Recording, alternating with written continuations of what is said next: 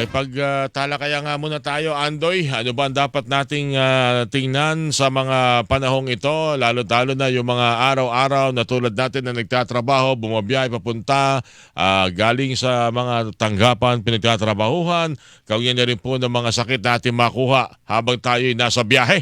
Ang ating suki na, infectious disease expert at chairperson ng Adult Infectious Diseases and Tropical Medicine Section ng San Lazaro Hospital, Dr. Ron Gin Solante. Doc Gin Solante, kumusta ka na, Doc? Good morning po sa inyo muli. Si Orly Trinidad dito sa DCWB. Hi, Orly. Good morning, and good morning also to our listeners and viewers. Okay, alam na natin sa mga naging panayam natin ng mga nakalipas na araw kung paano tayo mahahawaan ng MPAX. Ibig sabihin yung talagang matindihan, yung close and intimate, yung talagang nagkakakiskisa, nagkakadampian ng matagal ang katawan ng isang taong infected nito doon sa hindi infected po nito. Pero Doc Gin, bukod dyan, halimbawa ako, ano ba yung dapat kong tandaan na baka ako'y makahawa? Ano ba yung lalabas at aking babantayan sa aking balat para masabi ko na ako'y may mpox na? Kasi baka naman wala ako nakikita, may makakiskisan ako ng balat habang naglalaro ng basketball o habang nakikipagsiksikan sa bus, Doc Gin. Yes, Orly, no? Tandaan natin, this mpox is a viral infection, no? So kagaya ng mga ibang viral infection, hindi lang rashes ang mga sintomas nito, no? Bago lalabas itong mga skin lesions or rashes, meron talaga yung nararamdaman yung masakit ang ulo, may konting lagnat, meron ng pangitain, meron ka ng lagnat na nararamdaman. Oo. Okay. Oo, sako masakit yung katawan, mabigat. Yun yung mga nakikita namin na nag-interview namin, yung mga nag-positive na pasyente namin sa mpox. No? So, yung mga skin lesions na yan, darating yan after na medyo 5 days or 6 days na ganun ang pakiramdam, wala nang lagnat, pero nandun pa rin yung bigat ng katawan. Bigla na lang yan lumalabas dito mayroong sa mukha, dito sa anterior chest, or even dito sa upper extremities, Orly, no? Ang mga umpisa niyan, yung namumula lang na parang butlig na tagyawat, tapos umuumbok ng konti yan, tapos nagiging postulovesicular, no? Parang may tubig na konti, pero matigas pa rin siya. Matigas. Parang maliliit na paltos. Parang gano'n, may tubig. Yes, so parang gano'n. Pero mas makapal-kapal yung lesion niya, Orly. Hindi kagaya ng mga chickenpox, varicella na medyo manipis yung ano niya. Nakita ko nga yung galing sa Congo ba 'yon, Doc Gin? Parang para makita mo parang bukol na kalyo. Ganun kakapal. Yes. Ganon. Tapos parang merong umuumbok sa gilid. Parang donut shape siya, tapos malalim yung center niya. Yun yung mga very typical lesions, no? So, ibig sabihin, pag nandun na yung mga rashes, yun na yung pinaka-infectious stage ng tao na yan. Talagang nakakahawa yan. Pero, yan, tama ka. Yung sinabi po na prolonged, intimate, close contact. Hindi lang yung madaplis ka lang, mahawaan ka na, or katabi mo lang siya dyan sa LRT or sa jeep, mahawaan ka na. Hindi naman ganun kabilis yan. It's really more of the longer contact, especially pag skin to skin. Siguro kung halimbawa nakadikit mo sa jeep, siguro mga 10, 15, 20 minutes na talaga pero sabi mo nga Doc, hindi naman yung hindi mo alam meron ka palang gano'n kaya makakahawa ka. Hindi naman yung gano'n na parang COVID na positive ka na pala, gala ka pa ng gala, hindi makakahawa ka nga. Ito, talaga sabi mo nga may mga symptoms na mukhang sa symptoms pa lang, Doc, palagay ko hindi ka na makakapanghawa kasi babaksak na yung katawan mo. Oo, kasi talagang meron silang naramdaman, talagang hindi maganda yung bago magsulputan. Oo. Yes, oo, ganun yan. Ganun ang course ng infection. Okay. Meron na bang ngayon? Meron na ba tayong pinag-uusapang bakuna ngayon, Doc Gin? Kaya ako natanong yan, kasi mamaya tatanong ko rin sa iyo, marami ng mga lugar sa ating bansa ang taas ng kaso at meron ng deklarasyon ng state of emergency, state of calamity dahil naman sa dengue. Itong mpox, pinag-usapan po ang bakuna. Pero kailangan pa ba natin ng bakuna dahil iba naman yata yung uri ng mpox na binabantayan ng World Health Organization sa mga kaso na meron tayo sa Pilipinas? Tama ba yun, Doc Gin? Hindi, ganito yan, Orly, no? Yes, merong bakuna. Yung bakuna na ginagamit natin noon sa smallpox, mas pina-improve lang nila ngayon, mas safer ngayon. Tapos, mayroon din siyang visa sa MPOX, no? Okay. Kaya lang very limited ang mga stocks or supply nito kasi hindi naman kalain ng mga manufacturer nito na ganito kadami ang kaso. Pero the fact na it's a limited supply ang bakuna, nakalaan nito doon sa mga bansa na mataas talaga ang kaso. No? Yung talagang merong hawaan kagaya ng African continent. Doon muna iunahin ang mga bakuna, no? Tapos itong may mga bansang medyo mayaman, nakakuha na rin sila ng bakuna, pero yung mga other countries talagang hindi pa nakaalat ang mga bakuna nito. At saka hindi ito bakuna sa general population only. It's more of the targeted high-risk population. Kung halimbawa, kung meron man tayong bakuna na available. So mukhang nagkakasundo rin naman yata kahit na yung mga mayayaman na mga bansa at may pambili ng bakuna, wag muna tayong makiagaw doon sa Congo o sa Africa. Mas kinakailangan ng bakuna ho doon. Yun yata na naririnig kong pinag-uusapan ngayon, Doc Jin eh. Oh yes, kasi sila ang kawawa talaga yung African continent, yung Democratic Republic of Congo na mataas. Mga bata na ang affected doon eh, kaya talagang mas kailangan nila yung bakuna kaysa ibang bansa. Okay. Yung binabanggit ko kanina, ibang uri ng virus, yung Mpox natin sa Mpox sa Africa. Kasi parang iba raw yata yung nakita doon sa mga sinuri o sinusuri ngayon ng RITM. Tama ba yun, Doc Jin? Yes, itong nakikita natin, ito yung clade 2, no? Clade 2B. Ito yung mga, alam mo yung 2022 nung nag-declare din ng WHO ng public health emergency na nakikita doon sa hawaan sa mga close sexual intimate contact. Ito pa rin yun. Wala pa tayong nakikitang clade 1B, yung nakikita ngayon sa Congo na medyo tumataas yung mortality at dumadami ang kaso. Alam niyo, may mga usap-usapan pa na baka naman itong natutuklasan natin recently is something to do with human immunovirus. Napag-uusapan ho ba yan among you na mga infectious disease expert, Doc Jin Solante? Hindi dahil sa kung ano pa man, o saan man galing, anong natuklasan sa mga nagpositibo nito. Pero ikino-connect ho ba ito doon, Doc Jin? Ay walang connection to early doon kasi iba naman ang HIV or yung human immunity deficiency virus. Now it's a different type of virus which is a really progressive type of infection. Talagang unti-unting sirain niya yung immune system natin. Now this is an acute type of infection that can be resolved or mawawala lang din after 2 to 3 weeks na merong sintomas.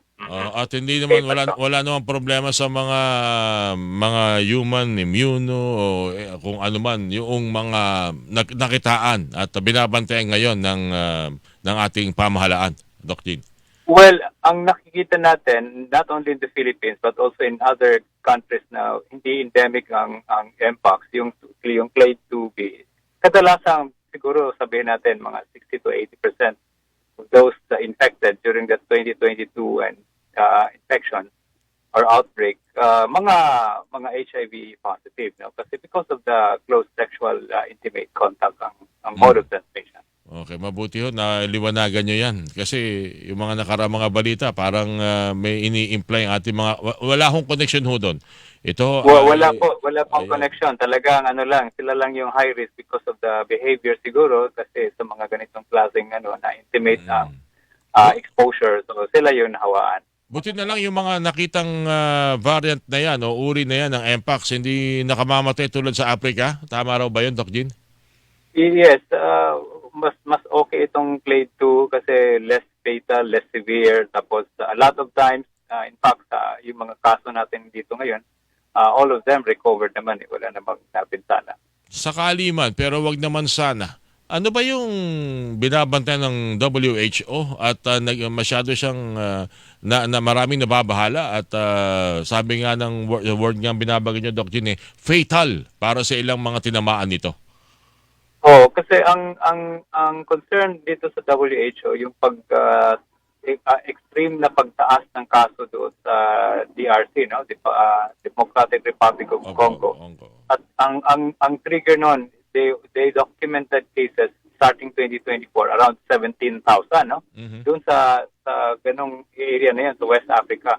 And 90% of those are in DRC. So ibig sabihin yung 18,000, 17,000 are in DRC. So in that country alone, they already documented 17,000. And 500 plus deaths. No? So talagang mabahala ka. Bakit nagkaganito? So they don't want this infection will go out of the African continent para makaprepara ang ibang bansa kung halimbawa man makalabas man to at saka meron tayong mga measures na ma-mitigate natin na hindi tataas ang mga kaso at walang mamamatay. Yung mga kaso ba yun sa Congo, ano ba inatake sa kanila? Respiratory ba naging problema kaya humantong sa kamatayan? Bagamat balat lang itong nakikita nating damage o pinsala sa kanilang katawan?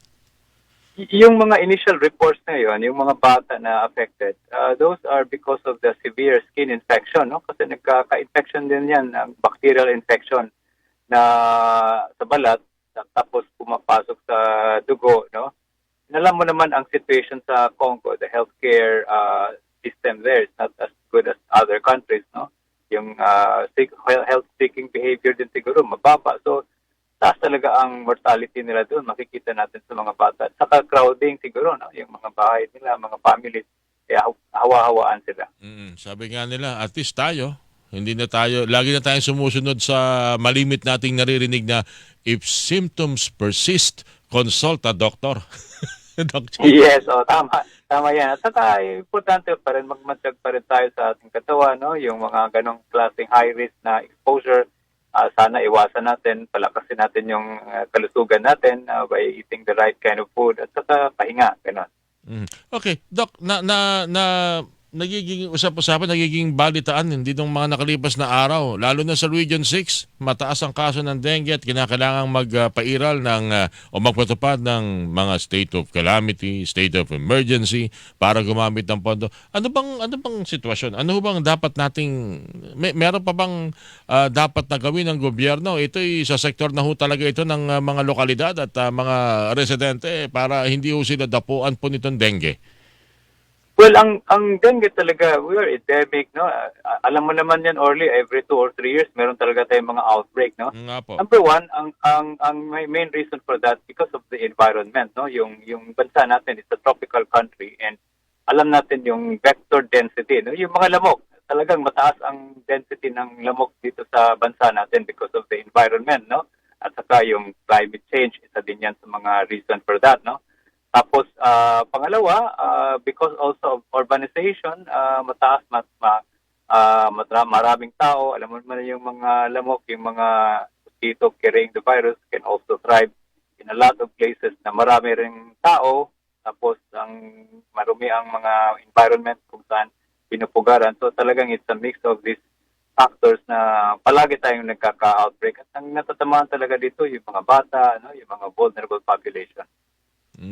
Parang nakakagulat sa kabila ng ating malimit na binabanggit yung mga 4S, yung mga dapat na gawin.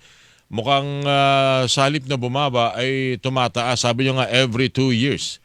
Mukhang ang kalimitan naririnig ko, misting pa rin yung kanila nakikitang solusyon. Ano ba talaga dapat na pinagtutunan ng pansin para hindi na lumaganap ang mga sakit nito? Lalo na doon sa mga LGU na nagtatanong anong mabisang paraan para ito maiwasan. Doc Jean. Actually, importante yung vector control, no? Yung kung saan man yun namumugad yung mga lamok, dapat doon pala pinupuksan na natin. Doon na natin. Kasi talagang lamok naman ang carrier nito eh. Kung walang lamok, walang infection, no? Talagang hindi ko lang mawari kasi, Doc Jean, binabanggit naman nila, yung lugar talagang kahit anong gawin natin, mamumugad ang iba't ibang uri ng lamok doon dahil hindi naman pwedeng mawala yung ilog, yung mga sapa sa kanilang mga lugar. Paano ho ba dapat gawin? Yun talagang isa sa mga yung isa sa mga mga importante yan, yung environment. Siguro yung may mga ibang bansa na ngayon na nagtutupad ng vector management, no, yung Wolbachia, yung mga lamok parang may genetically ilalagay sila para hindi na nangingitlog at hindi mag-multiply, no. Isa din yan sa mga tinitingnan natin. Siguro you have to consider the possibility of protecting also the individual. Bakuna is also one of that, no? Kasama naman yan sa WHO recommendation to control dengue. Bakuna, vector management, early diagnosis, early, importante yan na pag may mga sintomas ka na, huwag mong patagalin dahil yung findings niyan before sa atin, I think it was in 2018, tumaas yung case fatality rate natin. Opo. Kasi late ang pagpunta sa mga hospital na hindi akala nila hindi dengue, nandun na, meron na palang mga warning signs. Ang nakakalumo lang yung mga sa mga mga nababanggit natin na nagkaroon po ng kaso ng dengue. Yung iba ho nasawi dahil una pala tama ba yun, Dok, una aataking ka ng mataas na lagnat. Lumalagablab na lagnat. Tapos inom ka ng gamot, pagkatapos huhupa. And then balik ka na sa normal na gawain mo. Yung pala para lang siyang para lang siya nagpahinga, at yung pagbalik ng dengue na yon, yun ang pinakamatindi, talagang tumataas ang posibilidad na kay masawi. Yes. Actually, tama yan. Ha? Kasi marami talaga tayong ganyang pasyente, even sa mga government hospitals, no, na bakit pumunta? Doon na lang pumunta kasi nag-nosebleed, no? Sumasakit na yung tiyan, sumasakit na yung ulo. Talagang meron na tayong nakikita ngayon na even adult population nagsisevere dengue. No? So which means na late consult, akala lang nila okay lang sila dahil nawawala, mababa lang yung lagnat, tapos hindi pa uminom ng... Because ang first aid ng dengue is to hydrate yourself, no? Para lang hindi puputok yung mga ugat-ugat na can also cause leakage at doon ka pwedeng ikakamatay yan. Yung pagbaba ng tawag doon, platelets ba yun, Doc Jin? Isa rin yan sa... nangyayari.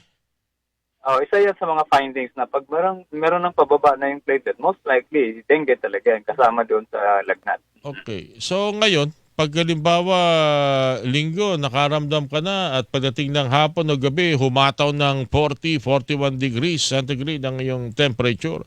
Mukhang hindi mo na kinakailangan magpasubali na baka makuha lang yan na paracetamol. Mukhang kinakailangan mo nang magpatingin at pumunta agad sa ospital. Hindi para sa kung ano pa man, kundi mabantayan kung yan ay dengue o hindi. Napaka-importante niya, no? Kasi ang iba kasi, especially the vulnerable population, akala nila ordinaryong lagnat ng to, no? Tapos nanghihina na, lantang-lanta na, tapos akala nila okay lang. Pagpasuri ka agad, within the 2 to 3 days, dapat may consultation na yan sa mga doktor. Huwag nating palampasin more than 3 days yung lagnat. Yung pa. Lagi ko naririnig. Naku, nilalagnat yata yung anak mo. Ilang araw na ba yan?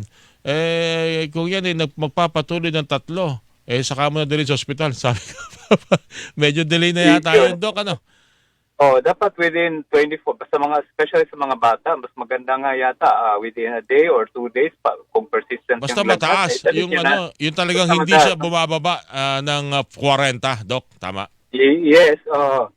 Meron ding iba, Orly, na hindi naman kailangan mag-40, no? Basta talagang nilalagnat at saka irritable na yung bata. Nanghihina, irritable yung bata. Sumakit yung ulo, sumakit yung katawan, yung mga ganyan, no? Hindi lang naman kasi lagnat yan, eh. Ang isa dyan, yung talagang matamlay na parang hinang-hina yung pakiramdam. Isa yan sa mga very typical of a viral type of infection. Alright, nako, importante yung mga impormasyon na yan. Again, Doc Jin, maraming salamat for helping our listeners sa ganyang mga uri ho ng dapat na pagmamantay. Hindi lang ho Mpox. Ewan ko lang kung meron pa tayong problema sa leptospirosis, Doc. Kumusta ba sa San Lazaro? May mga kaso ba ng lepto dyan? Yes, meron pa. Kasi di ba umulan-ulan the past 5 or 7 days. Meron pa rin kaming mga nakikita ngayon na hindi na doon sa Carina but because of itong mga monsoon rain nakikita namin. So, pero Doc, hindi nawawala yan. Tama ba yung mga nagkaroon ng leptospirosis dahil lumusong sa baha? Maliit lang ang bilang nila, mas marami yung nakukuha dahil sa iinom ng soft drinks, halimbawa naka-incan. Hindi nililinis. Tama ba 'yon? Mas dahil yung malamang yung mga iniinom, yung mga ginagamit, dinaanan ng daga at kung ano-ano, yung hindi malinis na pag-inom ng mga bagay na 'yan. Tama ba 'yon? May mga ganung kaso?